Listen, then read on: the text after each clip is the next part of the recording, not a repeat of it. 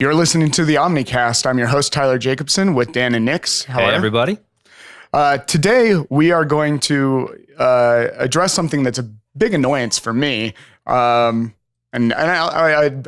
excited to hear how you feel about it, Dannon. But when you're in traffic and you see the car where somebody has put the sticker on the back of their car of their business and then all of their contact information, essentially they've done branding on the back of just their regular old car. Mm-hmm.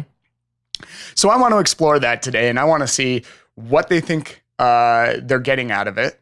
Is it effective, and can it be done better? Is there a better use of those funds? So, Dannon, I'm going to, we're not going to, none of this is really conclusive, but what do you think somebody's trying to get? What do you think their expectation is when they put that sticker on the back of their car that's advertising? I don't know. What are they advertising? They're advertising like makeup companies or... It's makeup companies, it's roofers, it's construction people, because you see it all the time on the back of trucks. You see like so-and-so yard work. Here's a phone number. Sure. And I've got to think the only they are hoping to achieve is someone calls them and books their services. Okay. I that's got to be their goal, but I don't know that they've done that with the information and knowledge of how their customers actually go through that journey. Okay, that's I agree with you there. I also think that there is I'm sorry, I'm putting down a note here. I think that it almost, it's like, oh, I have a business now, right? Right. Like, and so it's almost like that. I'm going to slap the sticker on there and now I have a business, right? And then I think you're right. I think that hope plays into it. I hope that this works, right? Yeah. So I hope that this works. So where can this work? Where do you think that this can work? Well, I think it works to some degree, strictly in the awareness portion. So when we talk about the funnel and when awareness, consideration, conversion, advocacy, yep. I think it does work in the awareness funnel, because if you're driving next to them and they have their business name there, now you know that business actually exists. It's not the best awareness campaign I've ever seen, but I think it works there. I don't think people are writing down phone numbers while they're driving. I would totally agree with that. I don't think they're writing down URLs while they're driving. And I think actually the way we're even talking about this is really important, because I can't tell you, outside of Mary Kay, I can't tell you a brand name that I've seen on the back of a car. I can tell you the kinds of businesses that we see that happening on, lawn care, makeup, things like that. Yeah. But I can't tell you any of the brand names. So when in that awareness funnel, it's like, oh, there's a guy who picks up dog poop for a living. Right. But that brand name, even, a couple days later, I'm not going to be able to go to a search engine and do that research on the back end. Well, and I also think it's probably important that we clarify, because there are two kinds of branded cars. Oh, I bet there's 10. Well, there's the ones that are professionally wrapped. Right. That you can tell is from a large company. They spend $5,000 or $6,000 getting their vehicles wrapped that way, and they're all that way. And then there is the independent contractor who went to Home Depot and got house letters that stick on his window. Right. And I think that's probably what we're talking about more. Absolutely. Yeah. We're not talking about branded fleet vehicles. Yes. That would be a different conversation entirely. And I think that works. And I'm glad that you hit upon it, because I wanted to as well, which is that when you can be a little more present in a community and have that consistent branding, then you're going to get those calls, right? It takes you deeper into the awareness funnel. Right. But when you're just a single independent business owner and you have one vehicle, maybe two, and they have, again, even if you spend $50, $75, $100, whatever, on getting a custom cut sticker, it's still just a single awareness point, and it's just on the back of your car. So a lot of the branded vehicles that we're talking about, the branded fleet vehicles, they're wrapped, right? Every dimension of that of those cars is, it's got the right brand colors, it's got messaging, things like that. Yeah.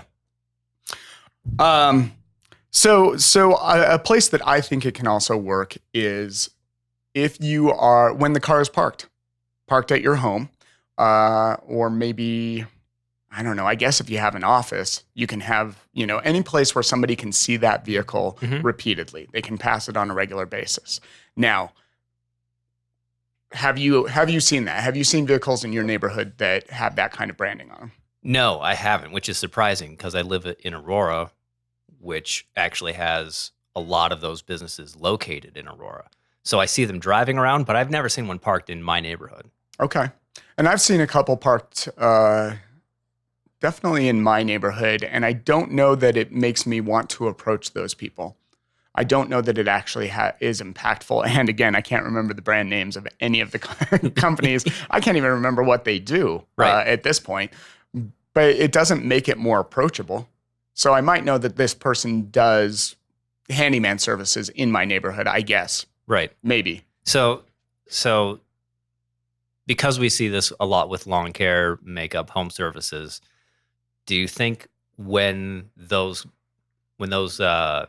business owners are out on a job, like, so you called a plumber, he's got this ticky-tack branding on the back of his truck window, do you think having that outside of your neighbor's house and he's working on your neighbor's house, is that a trust signal for you? It may be. I wouldn't say it's a strong trust signal, but I would say that it is a trust signal. And I was thinking about this in terms of like campaign signs that go in people's lawn. Right. And then I think back to what Seth Godin said. People like us do things like this. People in your neighborhood are generally going to be similar to you. And so if you see your neighbor using one of these brands, you have the opportunity to talk to your neighbor and say, hey, I saw that you had somebody out there doing this work. How'd they do? Would you recommend them? Right. Get a card that way. So it can be good for that, for sure.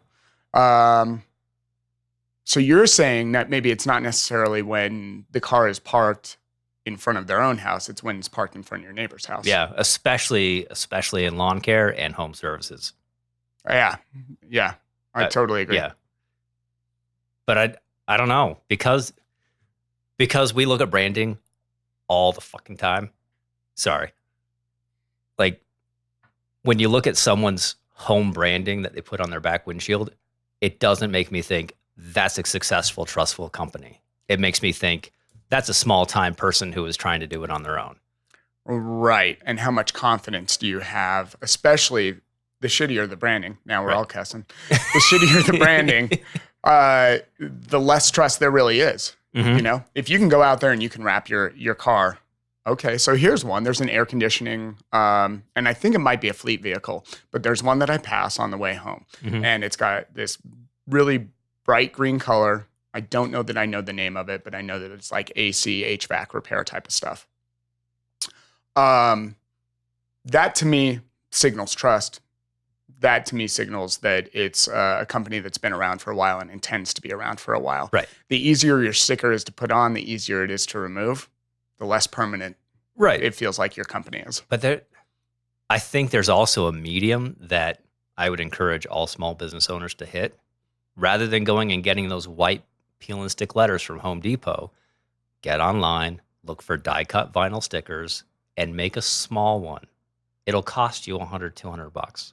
That's if you're still going to do that, though. Because again, I think that the problem that you approach here, we have found some upside to this. Mm-hmm. So my mind's changing a little bit.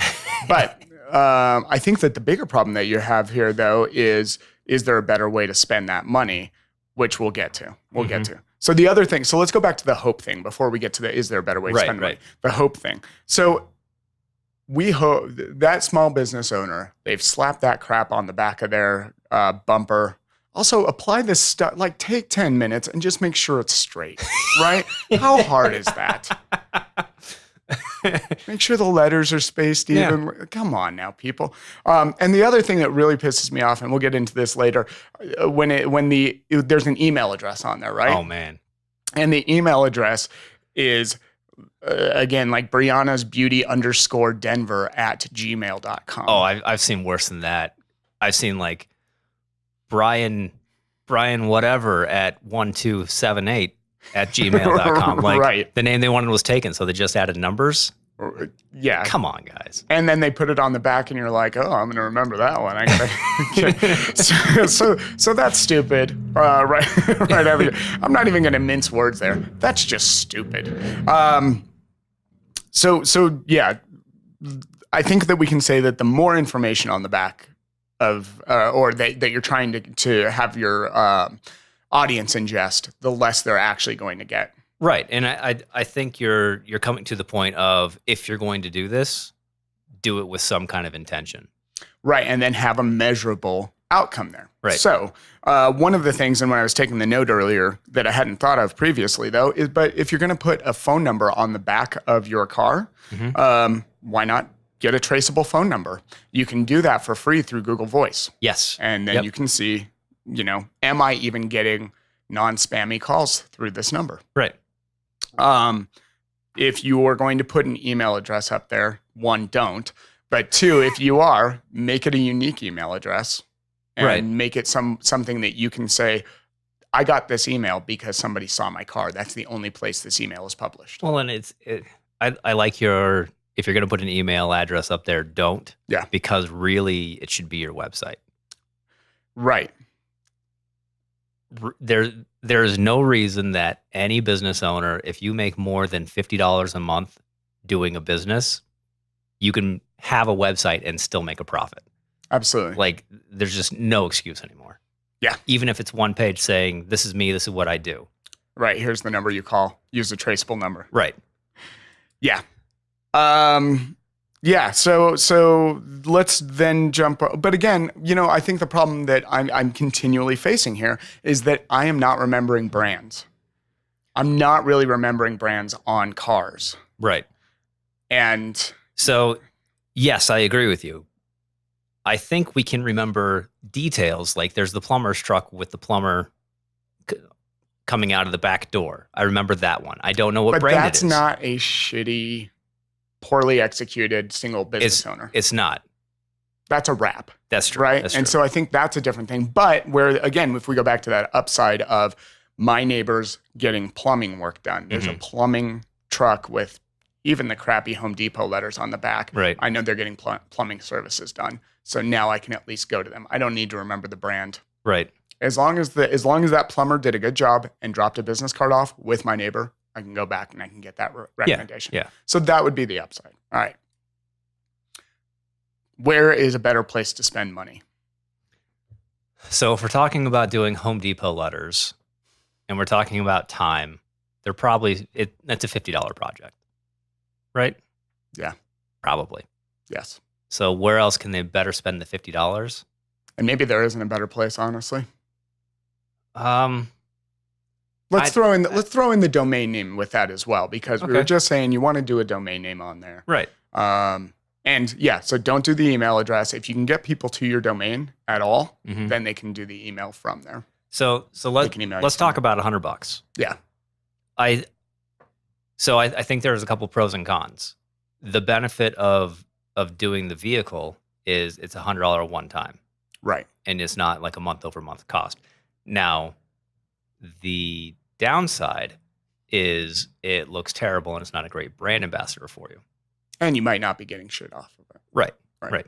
Now, you could spend $100 and reach a few thousand people in a specific neighborhood, or a few hundred people many times, which would be ideal. Yeah. So you could geofence a neighborhood that you want to work in, offer your services on their social platforms. Right. Yeah. And that run would some Google display ads. It'd run a week, 2 weeks, a month. Now that's going to be a repeating cost, but the likelihood of getting a new client off of that is much more likely, I would think. Correct. I think that's the right way to think about it is, do you want to only spend $100 once and have that $100 not really work for you? Right. Or do you want to spend $100 every month because it's actually making you money? Right. I totally agree with that. And Google actually makes it pretty easy to create display ads at this point. Yeah, you can go in there, you can drop a pin and say, this is the neighborhood I want to target. Yes. Just send ads to these people. Yeah, I think that's the right play there. I also think that this is actually, so let's just say that you do spend that $100 on those letters, those stickers, you get a domain name. I think that you would also maybe just run those same kinds of ads the next month to the neighborhood where you actually live, where your car is going to be seen the most. Right. right? Because now people can start associating, oh, this brand is there. Maybe it's a little bit bigger than I thought it was, because you're essentially pounding this area with those ads. Right. And you'll actually lower your business costs because you don't have to drive as far to your new clients. There you go. All right. So I think we solved this. I don't know. Do you have any other thoughts on this one? I think it comes down to a couple things. One, I don't like it, and I don't think it looks good for any brand. Right. But I understand why people do it. Yeah, but if your marketing plan relies on hope, you don't have a marketing plan. That's true, but we're also talking about businesses that haven't even thought of marketing. They don't know what a marketing plan looks like. They've never really considered it. So is it vanity then? Almost to what I was saying. Slap it on, I'm in business. I don't think it's vanity. I would almost say, well, this is what my dad did, so this is what I'm going to do. Like it's probably a learned trait. Okay. Really, because back in the 40s, 50s, everyone did that. They also didn't have Facebook or social media. Sure. So that's how they advertised, was on their truck. And there's something out there that probably says our communities were very likely smaller. Right. Yeah. Exactly. So Okay. I don't necessarily think it's vanity, but it's just like, this is what I'm supposed to do. Right. So I guess I would say the other thing is if you're thinking about doing this, or you're currently doing this, really ask yourself if you are seeing any examples of this working for you. Are you remembering any of those brand names? Are you even remembering verticals? Like what do these people even do? Right. I'd be very interested to hear from anyone who has actually called the phone number or hired someone from that kind of branding. That's true. We're getting close to reaching dozens of people. So I think that's a good sample audience. No, I would be interested. Or if you do this, I would be interested to hear if you've ever gotten a call. Yeah. From your car that you can attribute back to just driving around in traffic or having that branding on your car. Yeah. Yeah. I think that'd be very interesting. Yeah. So send us an email. Go to omniphonic.com and send us an email. That would be great. And if you have any thoughts on this, any questions, feel free to reach out to us. Again, omniphonic.com, or you can leave a message on our post, the posting of this podcast on our blog. All right. All right. Till next time.